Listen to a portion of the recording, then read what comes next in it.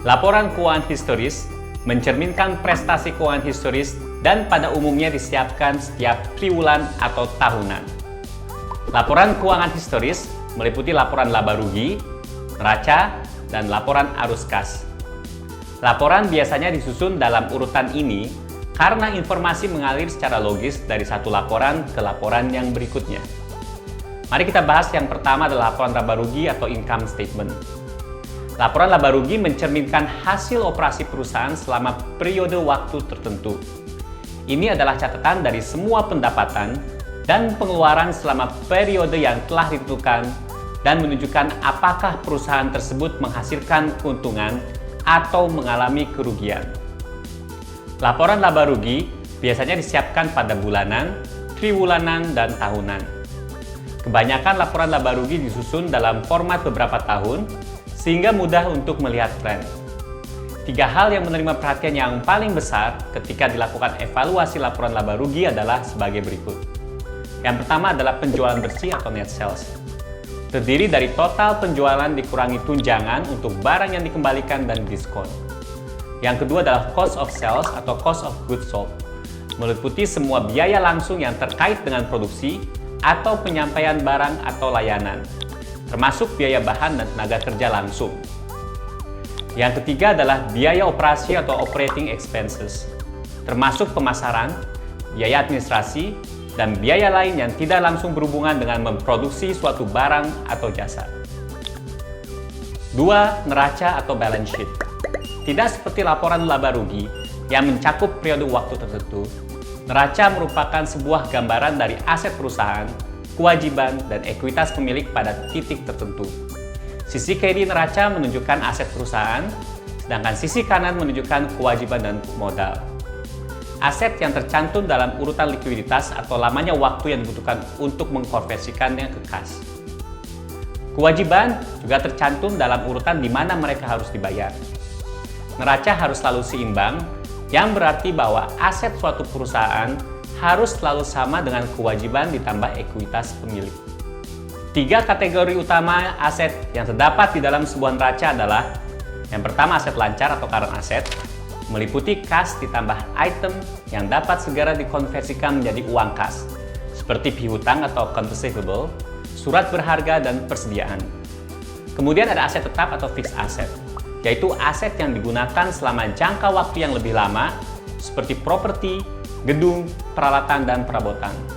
Yang terakhir adalah aset lainnya atau other asset, yaitu aset-aset lain termasuk akumulasi dan goodwill. 3 kategori utama kewajiban atau hutang yang terdapat di dalam sebuah neraca adalah sebagai berikut. Yang pertama, hutang lancar atau current liabilities, meliputi kewajiban yang harus dilunasi dalam jangka waktu 1 tahun, termasuk hutang atau accounts payable, biaya yang masih harus dibayar, dan bagian lancar dari hutang jangka panjang. Yang kedua adalah hutang jangka panjang atau long-term liabilities, termasuk catatan atau pinjaman yang harus dilunasi dalam jangka waktu lebih dari 1 tahun, termasuk hutang yang terkait dengan pembelian properti, bangunan, dan peralatan. Yang terakhir adalah ekuitas atau owner's equity, atau modal yang diinvestasikan di dalam bisnis oleh pemiliknya, ditambahkan akumulasi laba ditahan oleh bisnis setelah membayar dividen. 3 adalah laporan arus kas atau statement of cash flow. Laporan arus kas merangkum perubahan posisi kas suatu perusahaan untuk jangka waktu tertentu dan rincian mengapa perubahan itu terjadi. Laporan arus kas ini mirip dengan laporan bank pada akhir bulan. Laporan ini menunjukkan berapa banyak uang tunai tersedia pada akhir bulan, serta bagaimana kas diperoleh dan dipakai selama sebulan. Dalam laporan arus kas, terdapat 3 aktivitas berbeda, yaitu aktivitas operasional atau operating activities, meliputi laba rugi, depresiasi, dan perubahan aktiva lancar, dan kewajiban lancar selain kas dan hutang jangka pendek. Yang kedua adalah aktivitas investasi atau investing activities, termasuk pembelian, penjualan, atau investasi dalam aktiva tetap seperti real estate, peralatan, dan bangunan. Yang ketiga adalah aktivitas pendanaan atau financing activities, meliputi kas yang muncul selama periode dengan meminjam uang atau menjual saham atau kas yang digunakan selama periode dengan membayar dividen, membeli kembali saham yang beredar, atau membeli kembali obligasi yang beredar. Untuk menafsirkan dan menganalisis laporan arus kas membutuhkan latihan yang cukup. Pada laporan arus kas, penggunaan kas dicatat sebagai nilai negatif yang ditujukan dengan penempatan mereka dalam tanda kurung, dan sumber kas dicatat sebagai nilai positif. Item seperti penyusutan ditampilkan sebagai nilai positif pada arus kas karena item ini dikurangkan dari laba bersih pada laporan laba rugi, tapi bukan merupakan pengeluaran kas.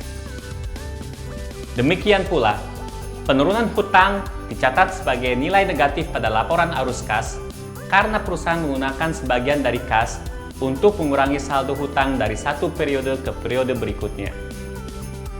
Untuk kebanyakan startup, laporan arus kas adalah laporan yang paling penting dan paling sering diperhatikan karena laporan ini menunjukkan keperluan uang kas setiap bulannya dan kapan perusahaan akan kehabisan uang sehingga harus mendapatkan pendanaan baru dari investor. Banyak pengusaha yang pada awalnya tidak menyadari pentingnya pengetahuan manajemen keuangan bagi kelangsungan hidup startupnya. Hal ini adalah suatu kesalahan besar. Seperti yang sudah sering disebutkan, cash is king atau uang kas adalah raja bagi startup. Tanpa manajemen keuangan yang baik, suatu startup yang memiliki produk yang baik dan potensi yang sangat besar dapat kehabisan uang di tengah jalan dan pada akhirnya harus berhenti beroperasi.